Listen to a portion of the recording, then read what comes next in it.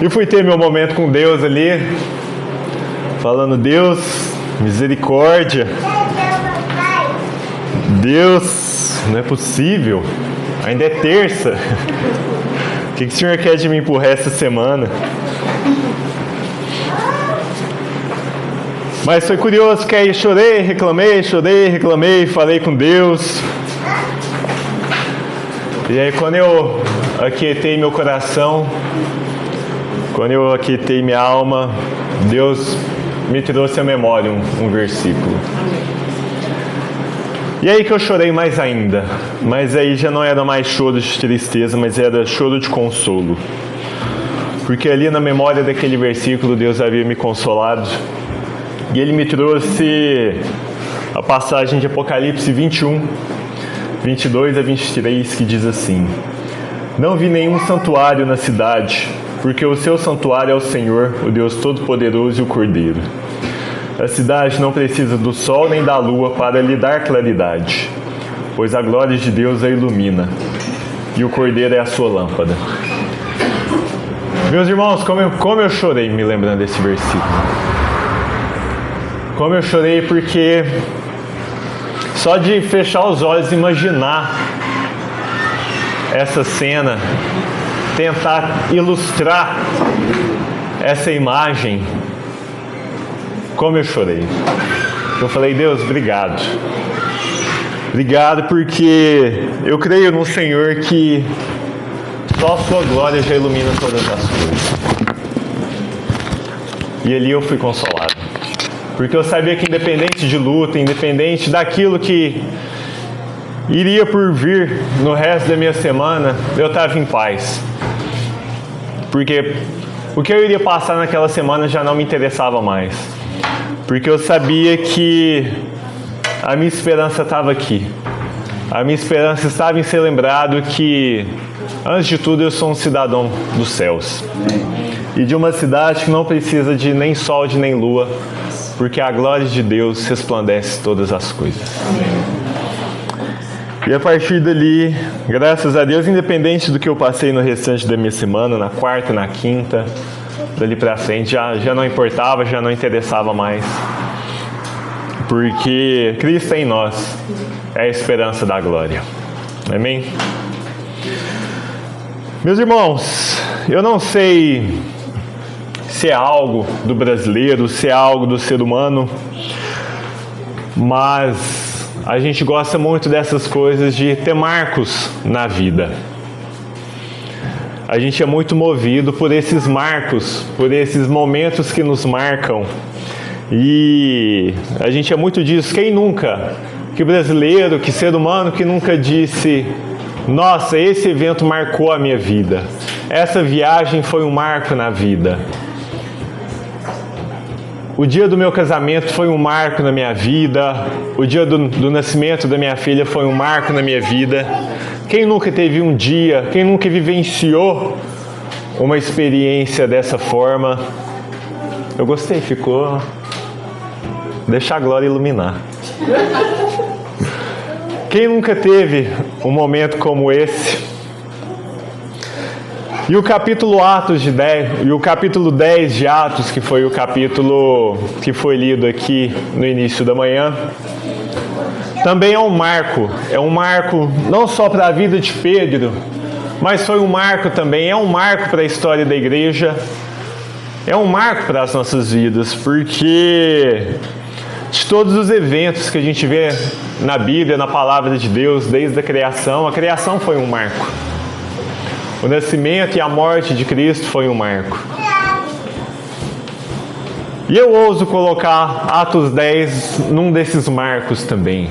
Porque é graças a Atos 10 que a igreja está reunida aqui hoje. Porque o evento de Atos 10 foi um marco para a vida de Pedro.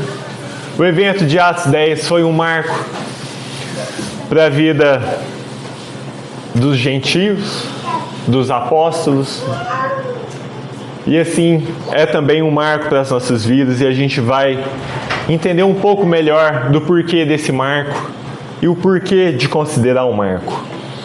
Vamos fazer a leitura então. Abre sua Bíblia em Atos 10. Hoje a minha intenção é trabalhar o capítulo inteiro aqui hoje, mas também de uma forma bem objetiva. Abre sua Bíblia em Atos 10, a partir do verso 1 que a gente vai ler.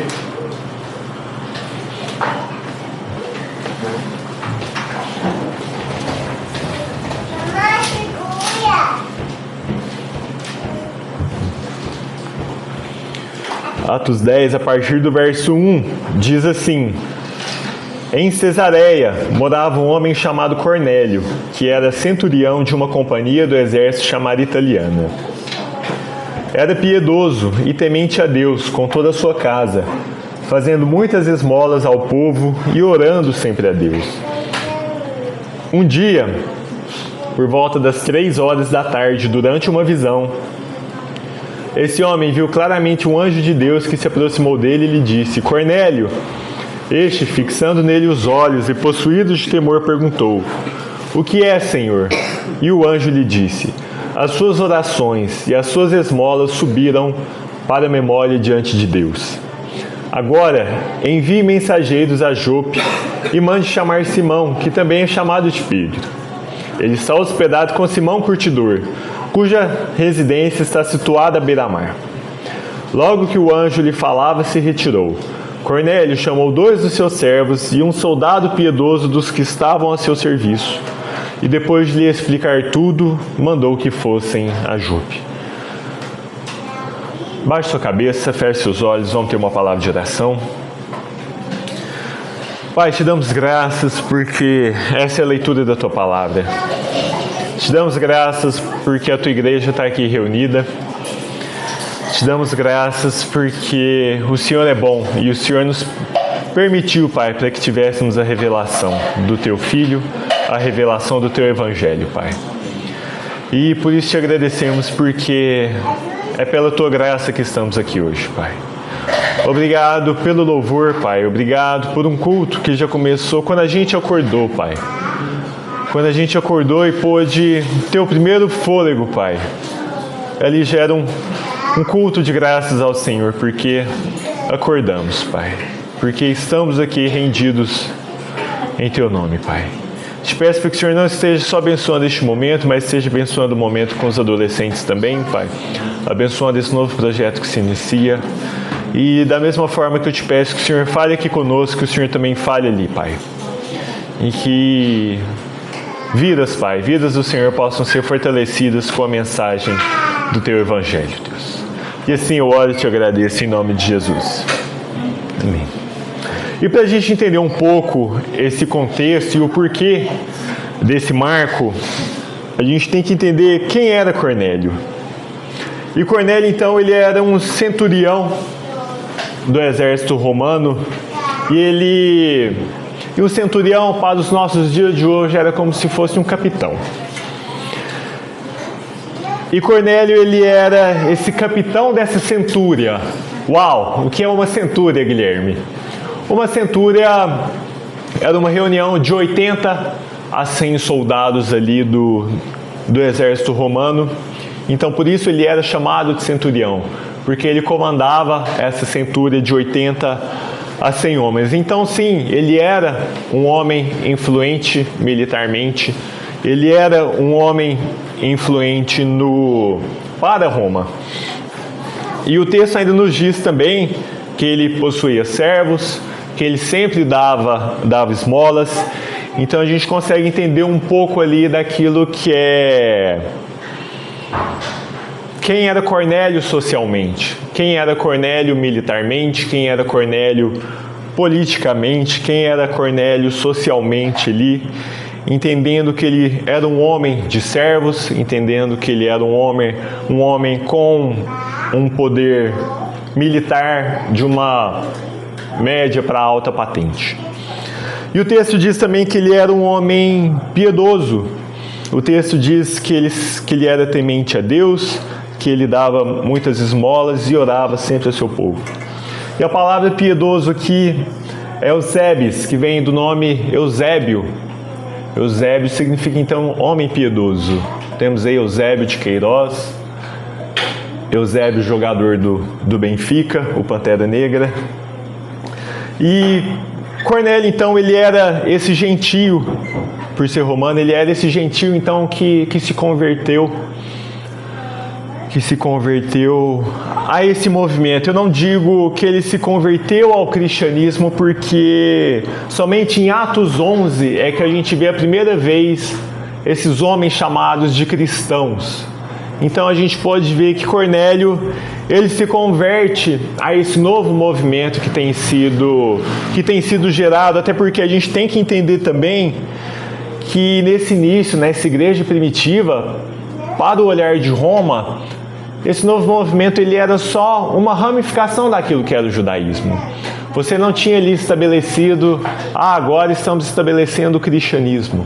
Não, até porque se a gente voltar no capítulo 9, o nome que foi dado era aqueles que eram do caminho. Então, e só a partir do verso 11, do capítulo 11 que a gente tem a nomenclatura de cristãos. Então Cornélio, como um homem que estava ali em Cesareia e vendo todo esse movimento, ele se converte. Provavelmente ele se converte ao judaísmo e depois começa a buscar entender mais do que tem acontecido na cidade, porque aqui a igreja já está começando a nascer, já tem os primeiros movimentos, já tem aquela famosa pregação de Pedro, em que ele converte 3.000 homens por meio dessa pregação. Então ali o movimento ele já começa a ser tomado, e é curioso porque a gente entende também que lá para frente, sobre o governo de Cláudio, em que a gente já começa a ver que essa movimentação desses primeiros cristãos já começa a dar choque com os judeus, e Cláudio então ele começa a expulsar essas pessoas de Roma, porque Cláudio ele foi conhecido por tentar manter a paz no seu império. E então, como você tem esse conflito entre judeus e cristãos que tem interferido no comércio, que tem interferido na economia, na política, que tem interferido na religião, então Cláudio ele começa a expulsar os judeus de Roma.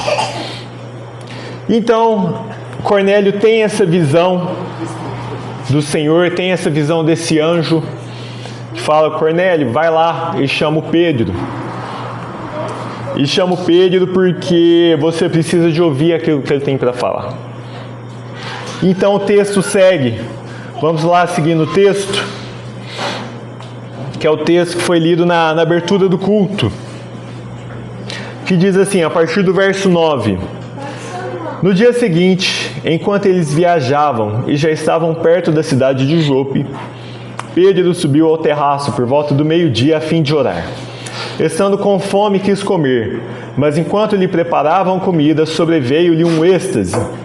Viu o céu aberto e um objeto como se fosse um grande lençol que descia do céu e era baixado à terra pelas 4 pontas, contendo todo tipo de quadrúpedes, répteis da terra e aves do céu. E ouviu-se uma voz que se dirigia a ele: Levante-se, Pedro, mate e coma. Mas Pedro respondeu: De modo nenhum, Senhor, porque nunca comi nada que fosse impuro ou imundo. Pela segunda vez, a voz lhe falou: Não considere impuro aquilo que Deus purificou.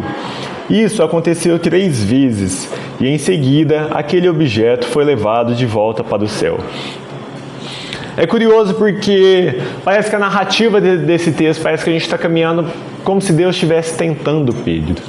E a gente tem que tomar cuidado com essa interpretação, porque a narrativa ela vai carregando, não era horário de comer, a comida ainda estava sendo feita, Pedro estava com fome, parece que a gente remete a Jesus no deserto, né? E a gente tem que tomar cuidado porque, na verdade, o que a gente tem aqui é uma visão sem ainda a revelação.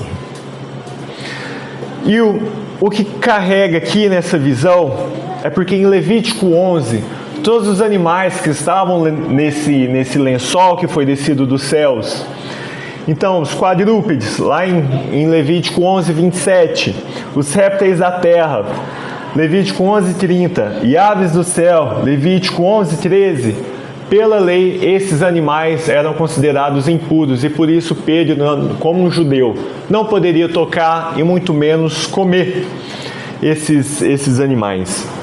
E é por isso então que eu digo que isso não é uma tentação, porque para Pedro, independente se ele tivesse com fome, ele se manteria ali firme na lei. Fala, Senhor, eu não vou comer isso.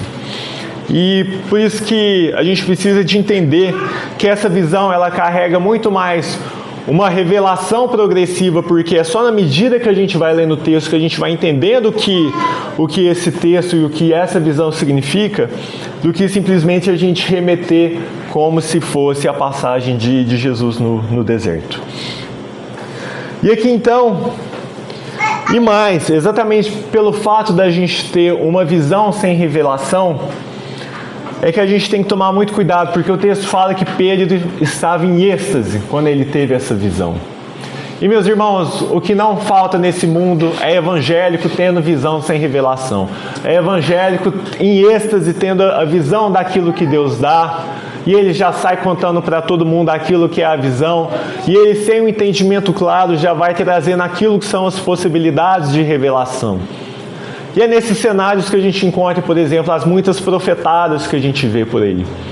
Porque esses homens podem até ter visões legítimas, mas exatamente porque tem essas visões, ao invés de eles se recolherem e falarem, Deus, o que o Senhor quer me dar com isso? Eles já saem enchendo púlpitos de igrejas e pregando aquilo que eles entendem que é a interpretação deles. Mas visão, ela deve vir ser trazida de uma revelação. Senão vai cair em engano, e é o que a gente vê muitas vezes aqui fora. Quantos homens, mensagens, são mensagens enganadoras. Todo dia, eu acho que eu já comentei isso aqui uma vez, que a gente tem um grupo de oração pela família. E meus irmãos, a média é de 10 a 15 vídeos assim, tudo nesse sentido. Eu falo, Senhor, por que eu ainda estou nesse grupo? O que o Senhor quer de mim? E não para, meus irmãos, eu nem ouso abrir os vídeos, porque eu acho que senão a dor de cabeça é maior ainda. Porque eu já tenho a dor de cabeça de receber o vídeo. Se eu abrir o vídeo, eu vou ter que tomar o dipirona. Então eu prefiro só seguir a vida para eu não pecar contra o meu Senhor. E os vídeos, porque a gente já imagina só pela imagem que é do vídeo e o título. E geralmente é aquele título assim... Em 5 anos o Brasil vai acabar. É um negócio assim, sabe? Nas próximas eleições vão instituir o satanismo como religião oficial. E é só ladeira abaixo. Oi? O que não te contaram, O que a mídia não mostra, exatamente. E quantas igrejas, meus irmãos, são movidas por esse tipo de mensagem? Quantas igrejas são movidas por essas visões sem revelações? E eu sei que o Paulo está dando o estudo em Apocalipse. E meus irmãos, aproveitem esse tempo para que vocês realmente entendam aquilo que é a revelação de Deus para as Escrituras. Não é porque é o pastor X ou é o pastor Y que você tem que acreditar, e a gente vai estar falando sobre isso aqui. Mas é porque primeiro é a revelação do nosso Senhor Jesus Cristo para nós. E é a partir dessa revelação que a gente tem que ter o discernimento daquilo que está sendo falado. Então não é porque a gente entra em êxtase ou em transe que a gente tem que seguir. Não, é exatamente nesses momentos que a gente tem que falar, opa, Deus está me dando algo. Senhor, o que é que o Senhor está me dando? O que é a revelação do Senhor para essa visão que o Senhor está me dando? E é claro que eu ainda tenho uma maior dificuldade pela forma que eu vejo essas coisas, essas visões. Porque se uma pessoa fala para mim, Guilherme, eu tive uma visão. Eu falo, meu irmão, eu tenho mais o que fazer, eu tô corrido hoje. Então assim, eu ainda sou esse chato que eu nem escuto, mas esse é algo meu. Não, eu ainda tenho que melhorar com relação a isso. Mas então, Deus diz nessa visão: não considere impuro aquilo que Deus purificou. E é curioso porque a palavra impuro aqui é a palavra no grego koinu, que pode significar então impuro, pode significar profano, mas é curioso porque ela traz também um significado de a gente tratar algo de uma forma comum quando Deus trata isso, algo de uma forma especial. E, para ser bem claro, é como se a gente olhasse para essas duas cadeiras aqui. A gente tem as cadeiras de madeira da cafeteria e a gente tem as cadeiras pretas da igreja. É como se a gente falasse assim: essas cadeiras, por serem da cafeteria, são impuras, e essas cadeiras pretas, por serem da igreja, são especiais, são puras. Mas o que Deus está querendo trazer aqui é não, ambas as cadeiras estão servindo a comunidade. Ambas as cadeiras estão servindo o corpo de Cristo. Você pode sentar tanto na preta como você pode sentar na de madeira, que você vai assistir o culto da mesma forma. Não é a preta que vai te trazer uma bênção especial. E é exatamente isso que Deus está trazendo. Pare de tratar aquilo que você vê como comum, aquilo que Deus trata como algo especial. Então aqui a gente já começa aí vendo aquilo que é essa progressão da revelação de Deus para Pedro. E então os homens, eles chegam ao encontro de Pedro, e Pedro, ele parte com eles, e o texto então segue dizendo, a partir do verso 23, vamos pular alguns versículos. A partir do verso 23 diz assim: Pedro, então convidando-os a entrar, hospedou-os. No dia seguinte, Pedro se aprontou e foi com eles. Também alguns irmãos dos que moravam em Jope foram com eles.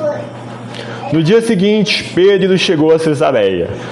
Cornélio estava esperando por eles, tendo reunido seus parentes e os amigos mais íntimos.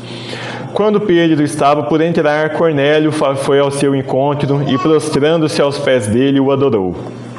Mas Pedro levantou, dizendo: levante-se, porque eu também sou apenas um homem. É curioso nesse texto porque, exatamente, provavelmente, pelo cargo que Cornélio ocupava, e por ser então um devoto a Deus, pode ser que Cornélio já tinha ouvido falar de Pedro. Exatamente pela sua pregação, em que Pedro ele converte por meio do Espírito Santo 3.000 pessoas, por todos os milagres que Pedro vem fazendo, por Pedro ter sido um apóstolo de Cristo, ou seja, era alguém ali conhecido na comunidade. Então, provavelmente o Cornélio, o centurião, já ouviu falar desse Pedro. Já ouviu falar que ele era um apóstolo, já ouviu falar que ele era um pregador.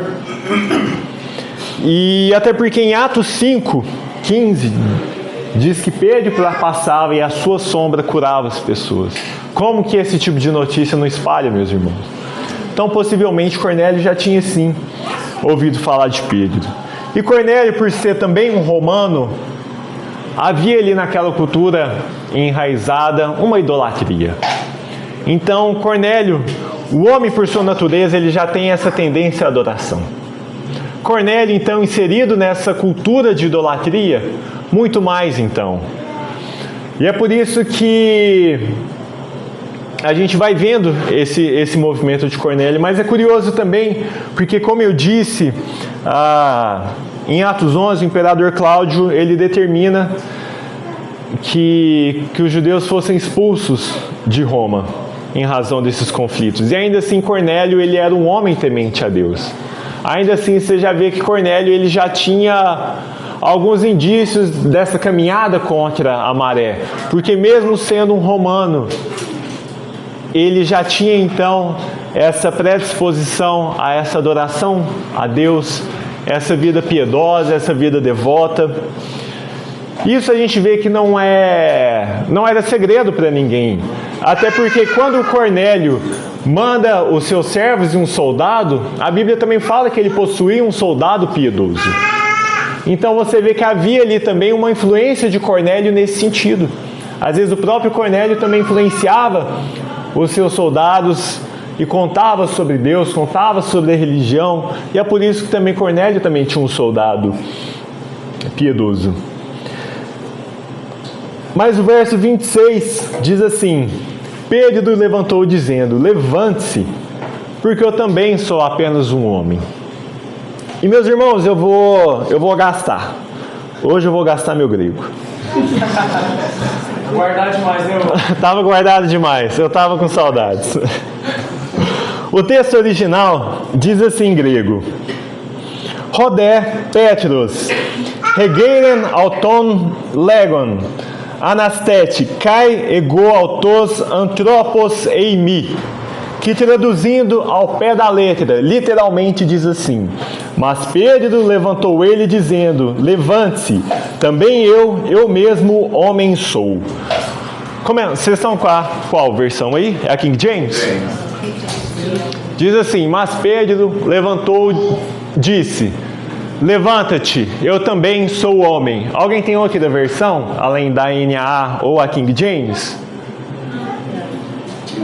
A NAA diz então que é a minha versão, mas Pedro levantou dizendo: levante-se, porque eu também sou apenas um homem.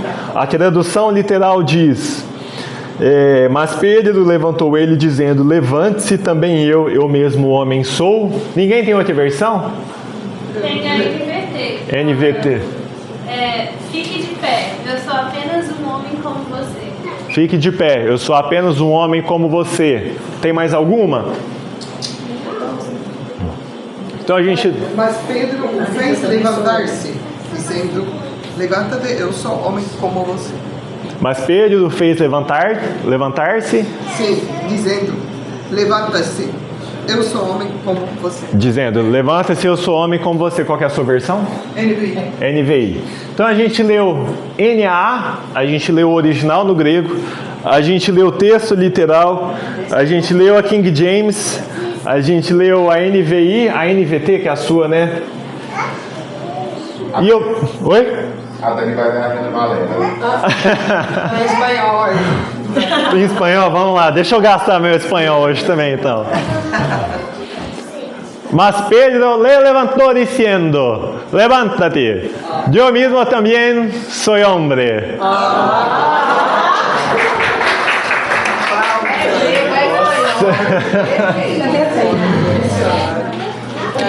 Então, que hombre.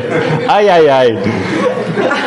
Lemos então, vamos de novo. Lemos a NA, lemos a King James, lemos em grego, lemos a tradução literal, lemos a NVI, lemos a NVT. Que mais? Em espanhol? Inglês. Vocês me ajudam. E eu pergunto, meus irmãos, depois ainda de tantas essas versões, por que a gente ainda vê homem se prostrando a homem? Isso que eu não consigo entender. Olha quantas versões a gente lê na Bíblia, a gente vai no original, a gente vai até em outras línguas, ainda tem homem se ajoelhando a homem. Da onde as pessoas estão tirando esse tipo de coisa? Da onde que as pessoas não lêem a Bíblia e falam: nossa, se ele não se ajoelhou a Pedro, por que eu tenho que me ajoelhar ao apóstolo da minha igreja? Por que eu tenho que me ajoelhar ao ministro da minha igreja? Por que eu tenho que pedir bênção? Por que minha vida agora é controlada por esse ministro, por esse apóstolo, por esse pastor, por esse líder? Aonde está a revelação das Escrituras, onde um apóstolo de Cristo fala: levante-se, porque eu também sou homem.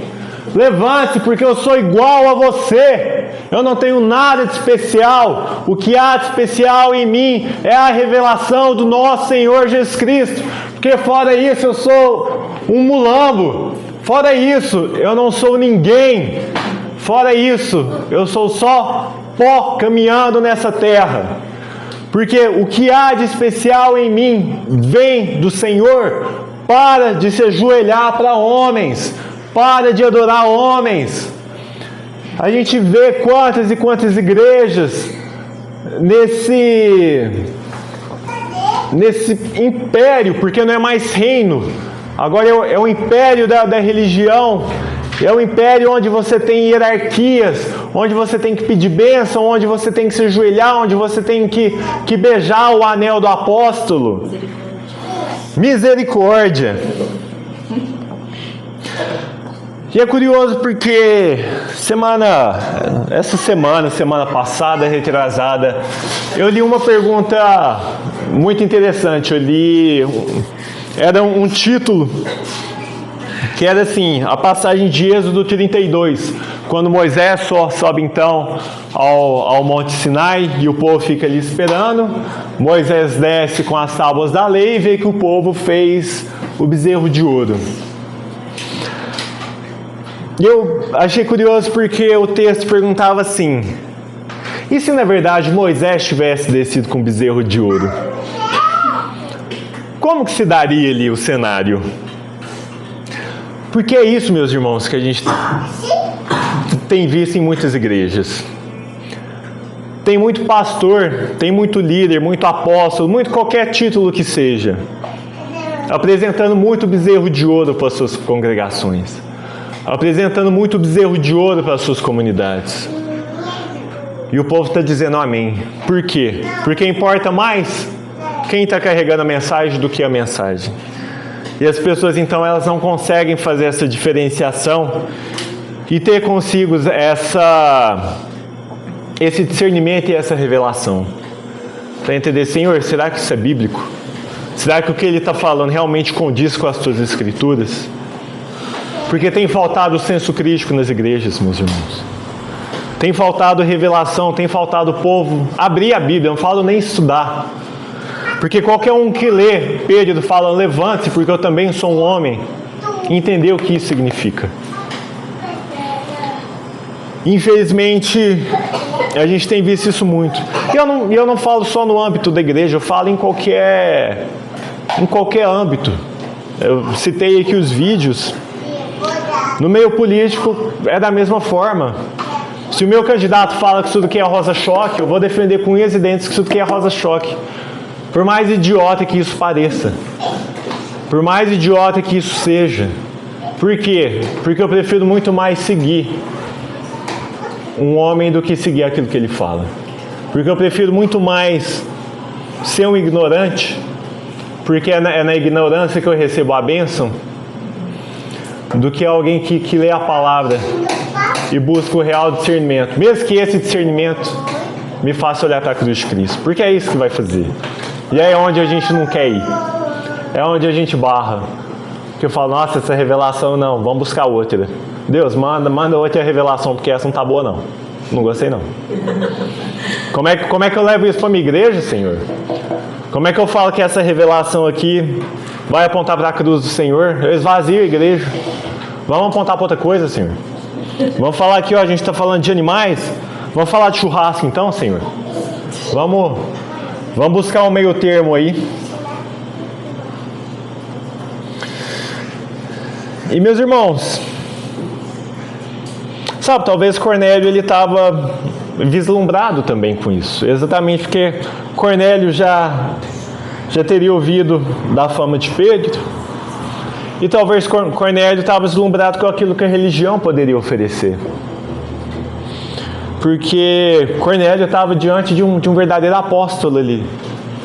Ele poderia falar, opa, como é que vai ser isso? Sabe, mesmo um homem temente, piedoso, eu entendo, é aquela coisa, não justifica, mas eu entendo. Exatamente por aquilo que eu trouxe. Cornélio estava numa religião idólatra. Cornélio era talvez ali um recém-convertido desse movimento. Cornélio ainda estava tentando entender as coisas. E quando então vê Cornélio diante de um apóstolo, eu falo, opa, será que eu devo adorar esse apóstolo também? Será que eu devo me ajoelhar a esse apóstolo? Mas Pedro logo corrige e fala, não, aqui a gente não faz isso. Aqui a gente presta adoração, aqui a gente se ajoelha e presta culto a um só, que é Cristo Jesus. E além disso, Cornélio teve aqui uma teofania, né? Cornélio viu o anjo.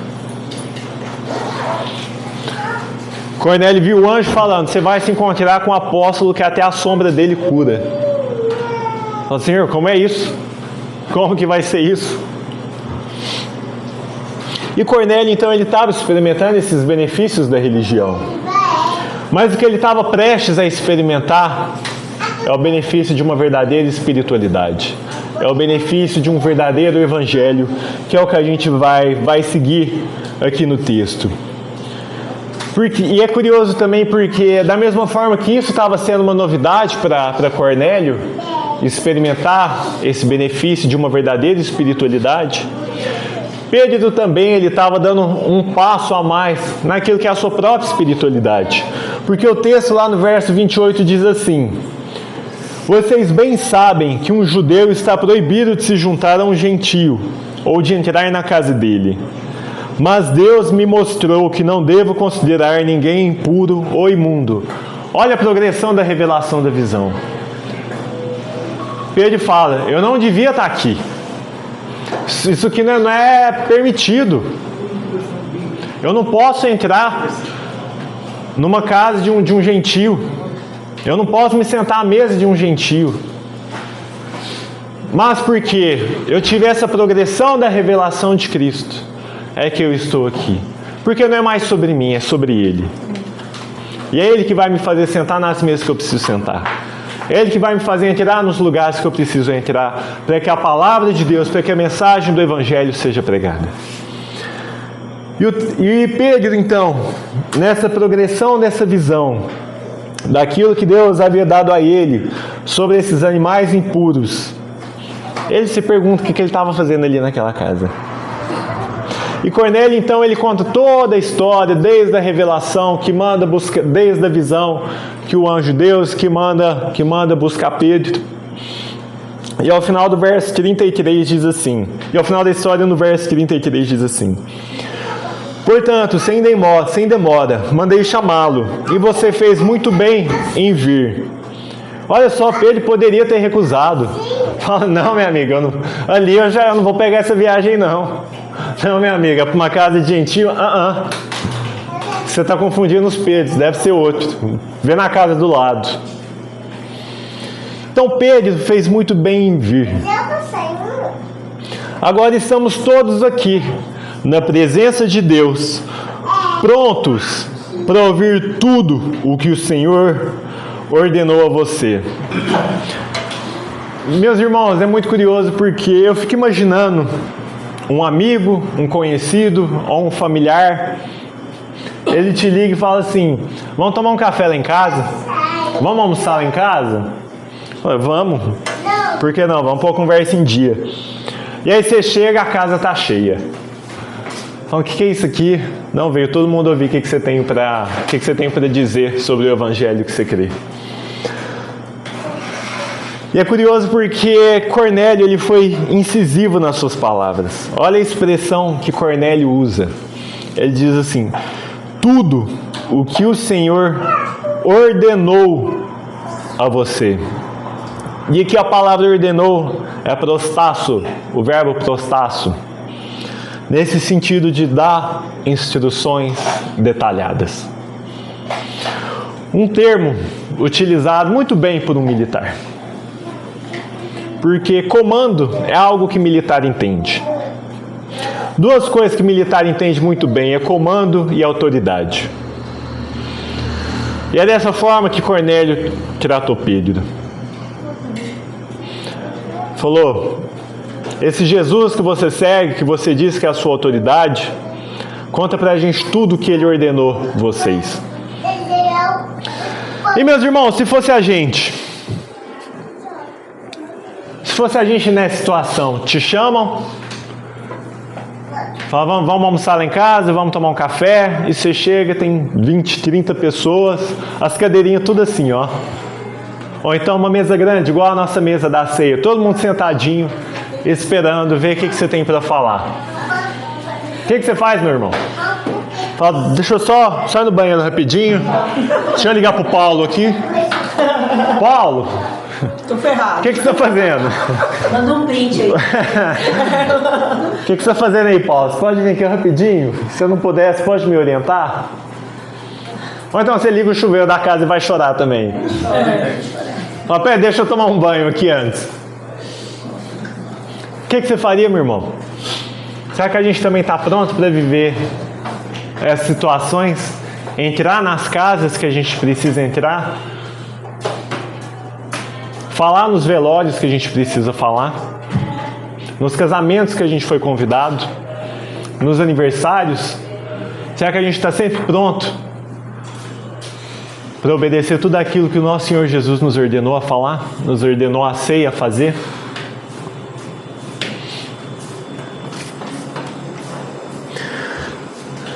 E Pedro, então, ele começa a pregação dele.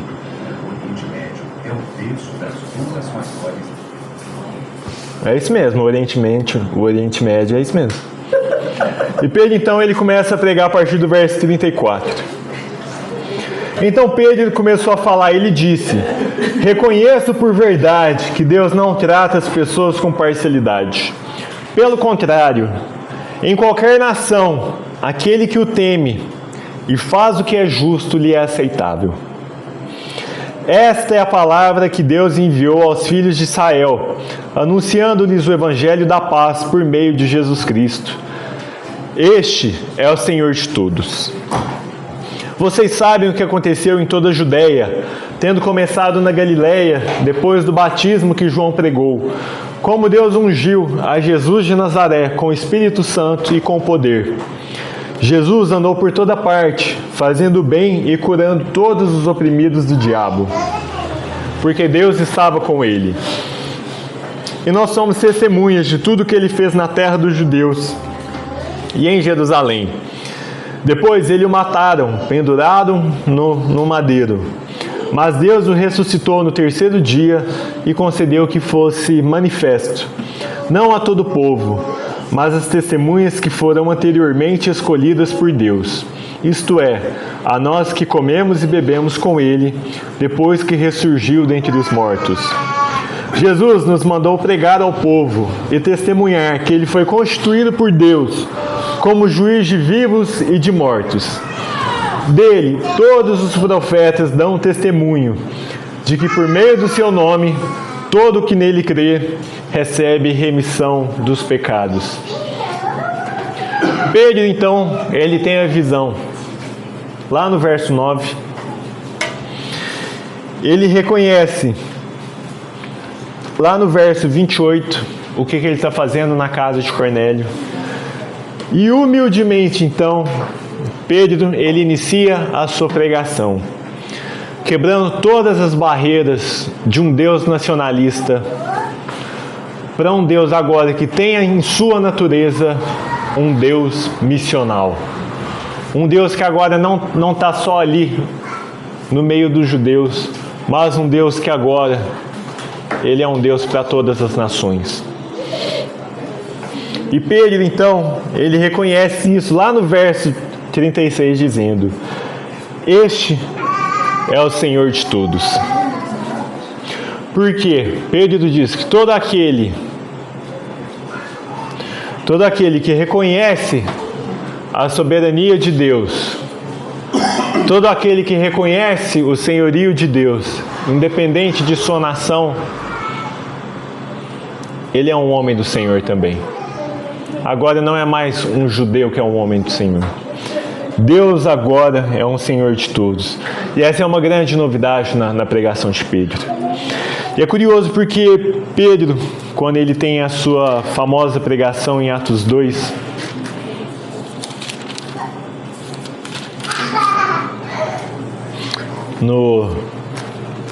logo após o Pentecostes, e a Michelle mandou mensagem essa semana dizendo: esse domingo é domingo de Pentecostes.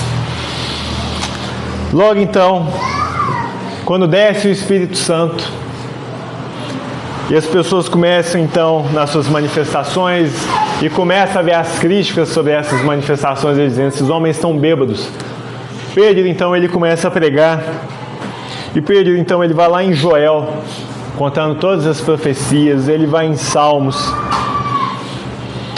E ao final ele diz: portanto, toda a casa de Israel esteja absolutamente certa de que a este Jesus que vocês crucificaram, Deus o fez Senhor e Cristo.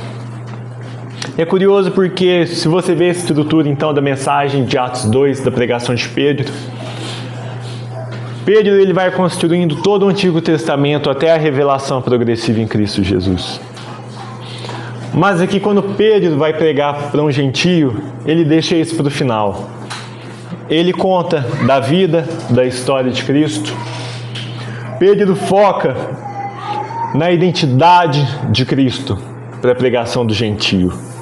E ele fala ainda ao final: caso você ainda tenha dúvidas, vai lá na nossa Torá, que lá está tudo isso. Porque eu vivi com esse que foi a revelação das Escrituras. Eu posso contar a você tudo que eu vi. Eu posso contar a você que este a quem eu servi, este é o Deus que fez os milagres, e este é o Deus que tem ampliado e trazendo a expansão desse reino. E meus irmãos, então o que a gente vê da diferença da pregação de Atos 2 para a pregação de Atos 10 é que a forma da pregação, ela deve sim ser adaptável. Olha a forma que Pedro pregou para os judeus e olha a forma que Pedro prega para os gentios. Mas há algo em comum dessas duas, porque apesar da forma ser adaptável, a mensagem não muda e a mensagem, em hipótese alguma, pode mudar. Ou seja, o conteúdo da sua mensagem não deve ser alterado. Porque é lógico, meus irmãos, não faria sentido para Pedro trazer toda essa investigação do Antigo Testamento para esses gentios. Bastava pregar quem era Jesus, bastava pregar a identidade de Cristo para esses gentios, para que a revelação fosse dada a eles. E Pedro, no verso 42, ele ainda responde diretamente a Cornélio, dizendo assim: Jesus nos mandou pregar ao povo e testemunhar que ele foi constituído por Deus como juiz de vivos e de mortos. Olha só, agora Pedro está respondendo Cornélio, porque Cornélio disse: prontos para ouvir tudo que o Senhor ordenou a você. E agora Pedro, na sua pregação, diz: Jesus nos mandou pregar ao povo e testemunhar que ele foi constituído por Deus como juiz de vivos e mortos. Mas é curioso porque a gente não está dizendo que não é o mesmo termo em grego. A expressão que Pedro utiliza aqui é pareigelen. Oi. Você quer pregar com o papai? Também. Também. Pregador. Também. A expressão que Pedro utiliza aqui, pareigelen, olha que meu braço cansado de chão, também tem essa característica de comandar, de ordenar. Mas é curioso que a gente vê algo, porque o termo utilizado aqui é anunciar o que deve ser feito. E Pedro entendeu muito bem aquilo que Jesus falava, porque Jesus sempre utilizou anunciar as boas novas, pregar o Evangelho. Pedro, então, aqui, ele está trazendo uma terminologia que Jesus sempre trouxe. Ele está trazendo uma mensagem do reino, ele está trazendo aquilo que é o Evangelho do reino, porque não é um linguajar militar, é um linguajar de reino. É um linguajar onde eu e você somos cidadãos dos céus. E só há uma autoridade debaixo de todos nós, que é Cristo Jesus. E é essa mensagem que eu anuncio, é essa mensagem que eu prego, que Jesus foi constituído por Deus como juiz. E no verso 44 diz assim: enquanto Pedro falava essas palavras, o Espírito Santo caiu sobre todos os que ouviam a mensagem.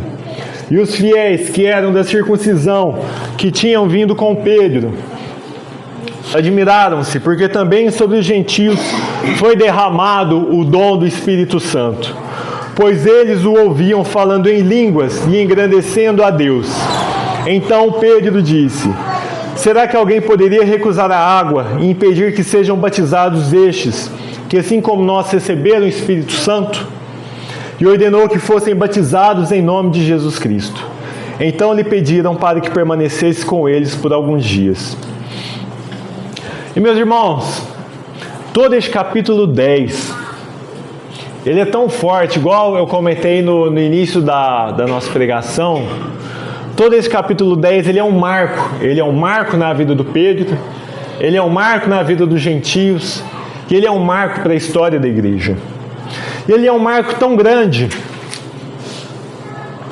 que no capítulo 11, se a gente seguir logo após o texto, no capítulo 11, Pedro tem que explicar para os apóstolos, explicar para os irmãos o que estava acontecendo. Por que Pedro entrou numa casa de um gentio? Por que Pedro pregou a esses homens? E Pedro, então, ele começa dizendo, 11 verso 1 diz assim: chegou ao conhecimento dos apóstolos e dos irmãos que estavam na Judéia, que também os gentios que haviam recebido a palavra de Deus. Quando Pedro voltou para Jerusalém, os que eram da circuncisão começaram a questioná-lo, dizendo: você entra na casa de homens incircuncisos e comeu com eles. Então Pedro passou a fazer-lhes uma exposição por ordem, dizendo, e aí então Pedro conta tudo o que aconteceu no capítulo 10, que é o que a gente leu. E lá no verso 15, a gente pulando lá para o verso 15, diz assim: quando comecei a falar, o Espírito Santo caiu sobre eles, como também sobre nós no princípio, ou seja, lá em Pentecostes. Então me lembrei da palavra do Senhor quando disse: João, na verdade, batizou com água, mas vocês serão batizados com o Espírito Santo. Pois se Deus deu a eles o mesmo dom que tinha dado a nós quando cremos no Senhor Jesus, quem era eu para que pudesse resistir a Deus? Olha essa expressão que Pedro usa. Olha o quanto Pedro tem consciência de quem ele é. O mesmo Pedro que lá atrás falou: levante-se, porque você não tem que se ajoelhar para mim. Pedro diz: quem sou eu para impedir o movimento de Deus? Verso 18: quando os demais ouviram isso, acalmaram-se e glorificaram a Deus, dizendo: então também aos gentios Deus concedeu o arrependimento para a vida. Olha que conclusão maravilhosa que esses apóstolos chegaram. E eles só chegaram nessa conclusão exatamente porque eles sabem quem eles eram. Eles sabem a quem eles serviam. E eles sabiam que eles eram apenas um instrumento de Deus para que a mensagem do Evangelho fosse proclamada. Porque a gente só é capaz de chegar numa conclusão como essa quando a gente se coloca no nosso lugar. Quando a gente fala: não se ajoelhe a mim. E quando a gente fala: quem sou eu para impedir o movimento de Deus? Pelo contrário, que Deus tenha misericórdia da minha vida, para que eu seja um instrumento da propagação do Evangelho. E meus irmãos, caminhando então para a conclusão desse texto, e quero trazer aqui 4 conclusões que a gente pode chegar entendendo esse texto, entendendo como uma aplicação prática para a nossa vida e para os nossos dias. E a primeira conclusão é que a expansão do Evangelho será sempre por soberania de Deus. O movimento é dele, meus irmãos. A palavra é dele. Cristo é, meus irmãos. Cristo é o único que diz: eu sou o que sou. Cristo é o único que era, que é e que há de vir. Isso é soberania, meus irmãos. Isso a gente tem que reconhecer. Que independente de nós, quantos exemplos a gente tem aqui na Bíblia. Porque se não for eu que vai entrar na casa de Cornélio, Deus vai colocar outro, para que a mensagem seja proclamada. E se Deus não encontrar um justo, um homem santo que vai lá e prega esse Evangelho, Ele mesmo vai pregar. Porque não é sobre nós, meus irmãos, é sobre Ele. E é por isso que a gente tem que orar todos os dias, falando: Deus, Senhor, use da sua graça para que eu seja instrumento na vida do meu próximo. Para que eu possa entrar na casa de Cornélios e pregar o Evangelho do nosso Senhor Jesus Cristo.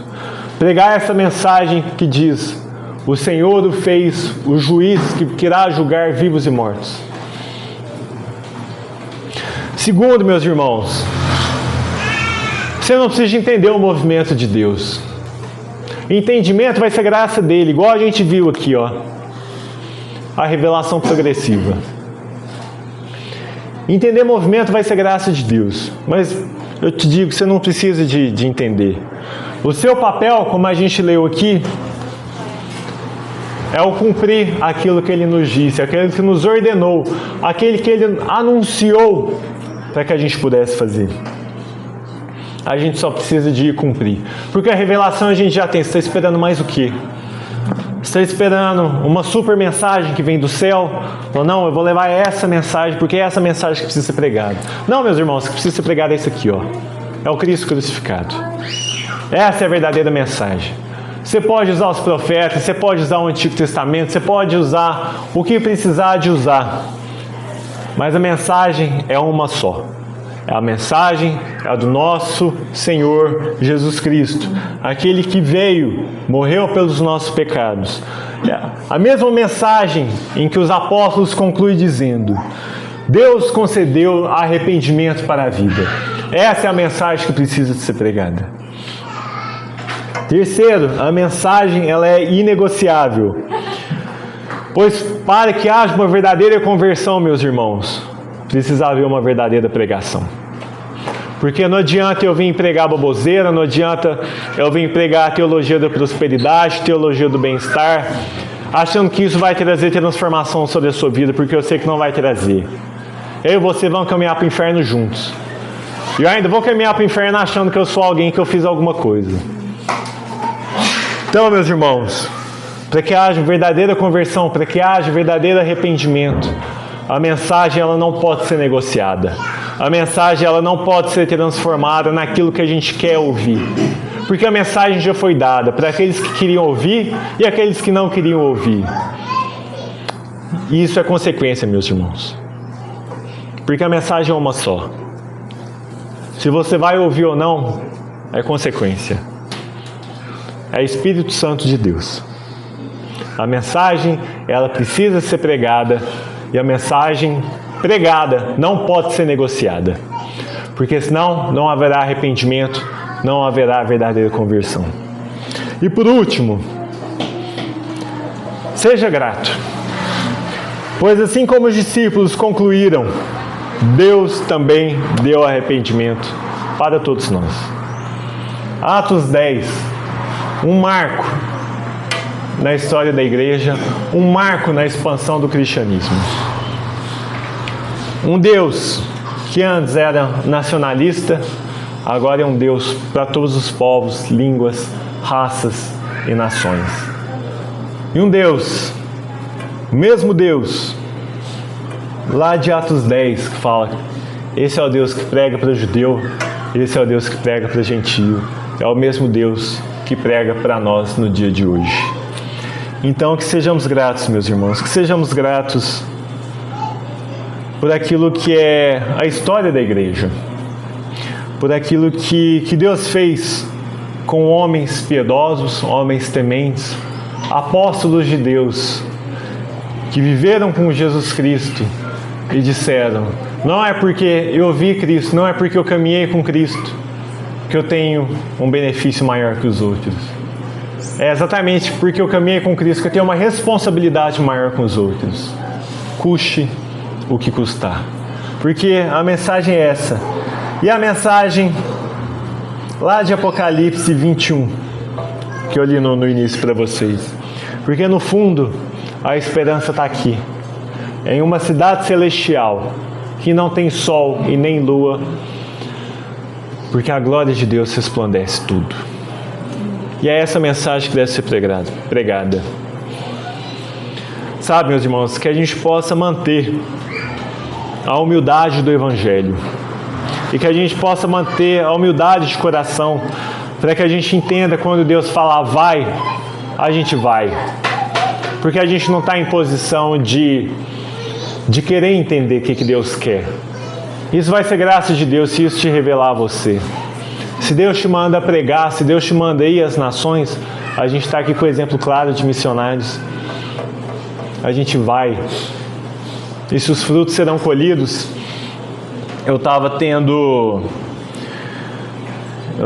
uma aula recente de um professor que é também missionário, e ele dizendo o quanto o movimento missionário se tornou um movimento mercadológico. Porque hoje as igrejas só investem se você trouxer um número grande de convertidos. Porque você imagina você gastar, vou chutar aqui um número qualquer. Gastamos, sei lá, no ano 20 mil na sua vida, durante o ano. Quantos convertidos você trouxe? Não, esse ano foi um ano difícil. Consegui 5. Não, então a gente vai parar de investir na sua vida. A gente precisa de outros que consigam alcançar 200, 300. Porque infelizmente a igreja tomou conta. Esse pensamento mercadológico tomou conta até mesmo no investimento na vida dos missionários. Porque a gente ainda está pensando em número. A gente não está pensando em transformação. Porque, meus irmãos, se um for transformado, que vale o investimento que a gente investiu. Se uma alma levou arrependimento, glória a Deus. Então valeu cada centavo que investimos aqui. Então, meus irmãos, às vezes a gente está assim fazendo conta com Deus. Não, Deus, mas eu vou pregar para uma igreja que está aqui 20, 30 me ouvindo. Eu poderia estar pregando numa igreja para 50, 100. Glória a Deus que eu estou pregando para 20, 30. Porque não é sobre número, é sobre transformação. Porque se ao final dessa mensagem eu sair transformado, então glória a Deus. Se ao final dessa mensagem, desses que estão aqui, 1 ou 2 saírem transformados, então glória a Deus. Porque eu preciso de um. Eu preciso de um para mudar a vida. Porque eu não preciso de entender o movimento de Deus. Eu preciso de entender o chamado que Ele me chamou a dizer. Eu preciso de entender aquilo que Ele me chamou para anunciar. E a mensagem, eu já tenho a mensagem, eu já entendi. Então que eu vá. Que seja 1, que seja 10, que seja 100, 500. Que eu vá. Porque entendimento vai ser graça de Deus. Mas que eu seja instrumento dEle para alcançar quem eu precisar de alcançar para o reino de Deus. Amém? Baixe sua cabeça. Vamos ter uma palavra de oração.